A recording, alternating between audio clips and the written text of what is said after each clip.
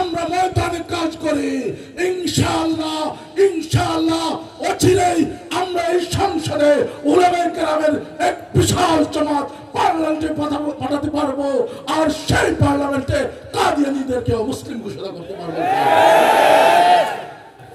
আজকে আবুল সরকার একটি বাউল, আবুল সরকার আল্লাহর বিরুদ্ধে কথা বলে, রাসূলের বিরুদ্ধে কথা বলে। আজকে এই বাউলদের বিরুদ্ধে যারা কথা বলে, যারা আল্লাহ রাসূলের বিরুদ্ধে কথা বলে, তাদের পক্ষে আমাদের দল দাঁড়িয়ে যায়। তারা আবার নির্বাচনে ভোট চায়, তারা আবার ক্ষমতার স্বপ্ন দেখে। আমরা এই সমস্ত রাজনীতিবিদদের আমরা দেখতে চাই না।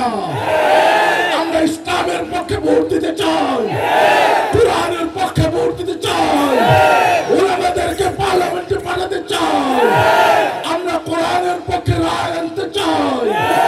কোন নাস্তিক মুরতাদ যাতে ইসলাম মুসলমান বিরুদ্ধে কথা বলতে না পারে, সেজন্য পার্লামেন্টে আমরা এর বিহিত ব্যবস্থা করে ছাড়বো ইনশাআল্লাহ।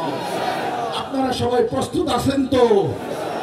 আমাদের মামুনুল্লাহ সাহেব সহ সবাইকে পার্লামেন্টে দেখতে চান? ইসলামী যত সমমনা দল আছে তাদেরকে আমরা পার্লামেন্টে দেখতে চাই, শক্তিশালী করতে চাই, তাদের হাতকে মজবুত দেখতে চাই। আগামী 2 জানুয়ারি বরুণা মাদ্রাসার আন্তর্জাতিক মহাসম্মেলন, সেই মহাসম্মেলনে